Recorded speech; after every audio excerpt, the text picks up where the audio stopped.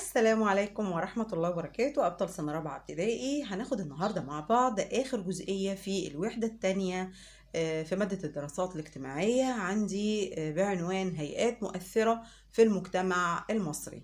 هناخد 2 من الهيئات دي. أول هيئة فيهم هي الجهاز المركزي للتعبئة العامة والإحصاء.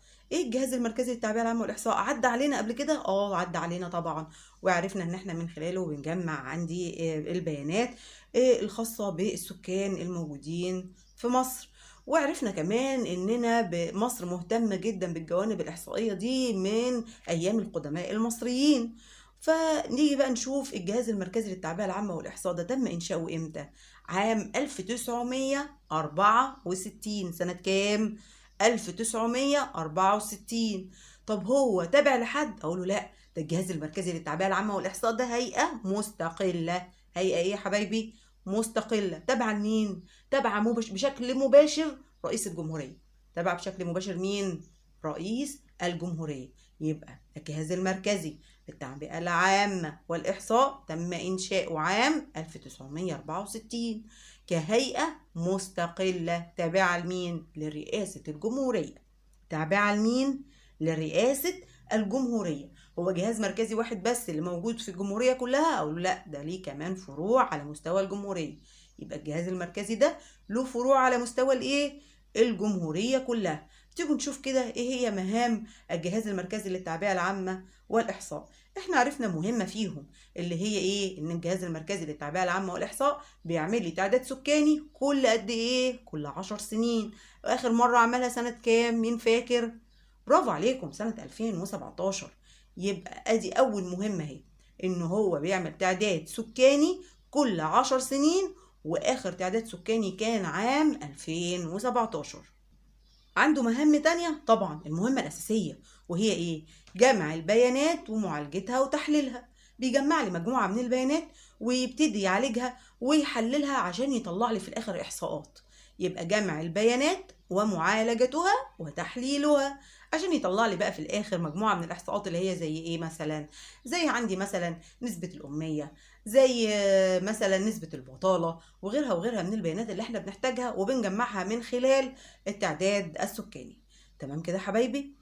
وبعد ما يجمع البيانات ويعالجها ويحللها يبتدي ينشر لي بقى الإحصاءات والتقارير السنوية الخاصة بالدولة.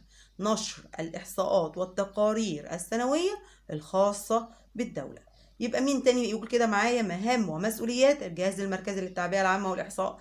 أول حاجة جمع لي البيانات ومعالجتها وتحليلها. مش جمع بيانات وعالجها وحللها، هيعمل فيها ايه بقى؟ هينشرها. نشر الإحصاءات والتقارير السنوية الخاصة بالدولة. طب وتالت حاجة إجراء التعداد السكاني كل 10 سنين، وآخر تعداد سكاني كان سنة كام؟ سنة 2017.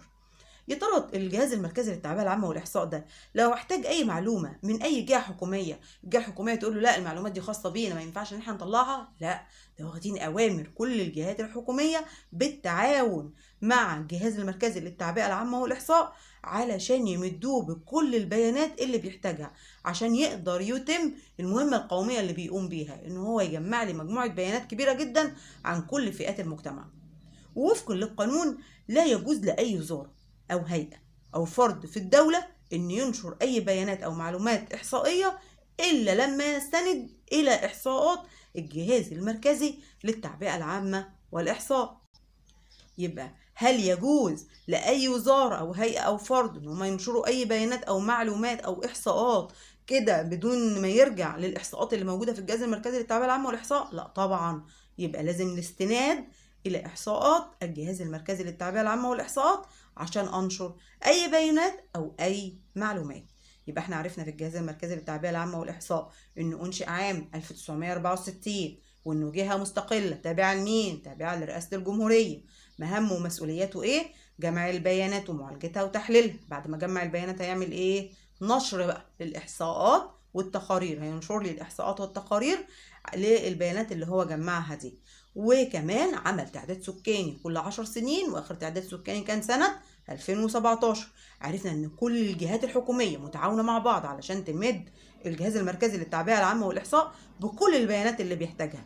كمان عرفنا ان لا يجوز لأي وزارة أو هيئة أو فرد في الدولة ان ينشر أي بيانات أو معلومات إلا إنه لازم يستند إلى الجهاز المركزي للتعبئة العامة والإحصاء. الهيئة التانية اللي بعتبرها من الهيئات المؤثرة في المجتمع المصري هي منظمة اليونسكو. أخدناها كتير وعدت علينا في أغلب الدروس معانا من أول الترم لغاية دلوقتي. إيه هي منظمة اليونسكو دي؟ هي منظمة الأمم المتحدة للتربية والعلوم والثقافة. تاني، هي منظمة الأمم المتحدة. ناخد بالنا كده، منظمة الأمم مش الولايات المتحدة، عشان محدش يكتب هي منظمة الولايات المتحدة، لأ، الأمم، منظمة الأمم المتحدة للتربية والعلوم والثقافة. تأسست سنة كام منظمة اليونسكو؟ عام 1945. طب لو جه قال لي ايه الهدف من إنشاء منظمة اليونسكو؟ يجي يقول لي رسالتها ايه؟ تمام، الهدف منها الاتنين بنفس المعنى. يبقى الهدف من إنشاء منظمة اليونسكو، تعالوا نشوف بقى الهدف منها ايه. أول حاجة كده إرساء السلام. يعني ايه؟ يعني ان هي يعم السلام جميع دول العالم. ارساء السلام. تاني حاجة نبذ الكراهية والعنف. يعني اي كراهية وعنف موجودة في اي دولة من الدول هي بترفضه تماما. ده مهمة من المهام بتاعتها. طب وتالت حاجة تساهم برامج اليونسكو في تحقيق اهداف التنمية المستدامة. ممكن يجي سؤال ويقول لك ما علاقة بين اليونسكو والتنمية المستدامة؟ ايه العلاقة بينهم؟ اقول له ان برامج اليونسكو بتحقق اهداف التنمية المستدامة. تاني، برامج اليونسكو تحقق اهداف التنمية المستدامة. طيب، ورابع حاجة توفير فرص التعليم الجيد لجميع الافراد. مش احنا اتفقنا ان هي بتحاول تقضي على الامية؟ يبقى هي وعملت ايه علشان الامية؟ برافو عليكم، اليوم الدولي لمحو الأمية.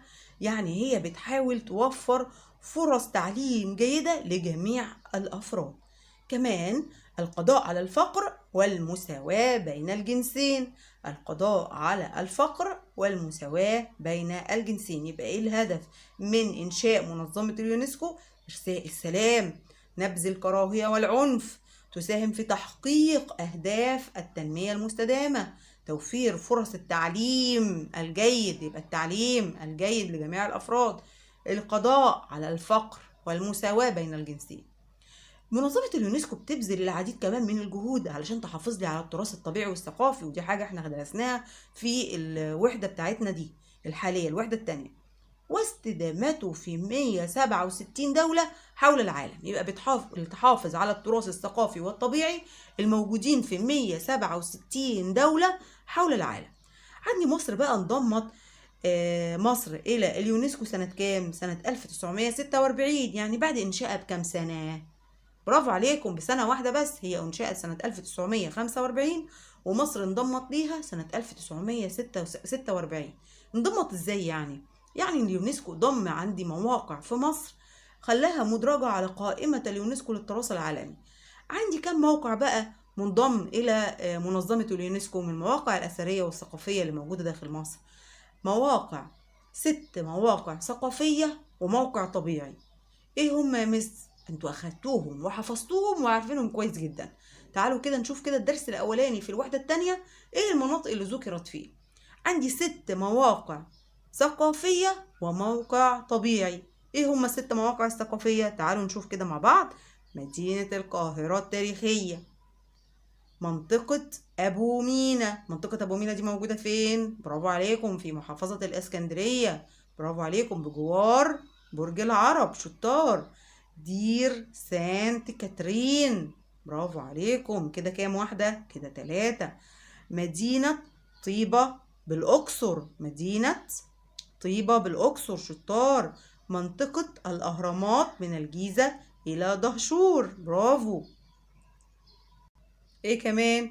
آثار النوبة. برافو عليكم. يبقى دي ال6 مواقع الثقافية اللي أخدناهم في الدرس الثاني في الوحدة اللي احنا فيها دي.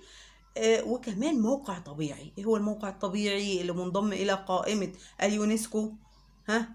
وادي الحيتان. برافو عليكم. يبقى ايه هم ال6؟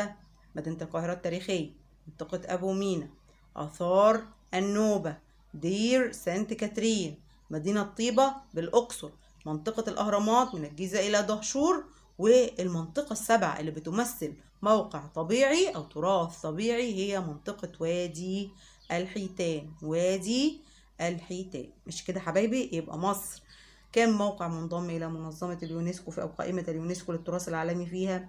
7.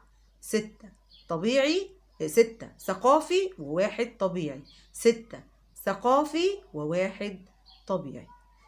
وبكده نكون خلصنا آخر درس في الوحدة الثانية. إن شاء الله المرة الجاية هناخد مع بعض نماذج الوزارة على الوحدة الثانية كلها، علشان بعد احنا خدنا نماذج الوزارة على الوحدة الأولى هنعمل نماذج الوزارة على الوحدة الثانية، ونبدأ سريعا في الوحدة الثالثة. المفترض ان انتوا دلوقتي تكونوا مخلصينها، تعتبروا الفيديوهات بتاعتي دي مراجعة ليكم إن شاء الله، علشان دلوقتي وقت حل الأسئلة. إن شاء الله نلتقي مع بعض وفيديو جديد وفي رعاية الله.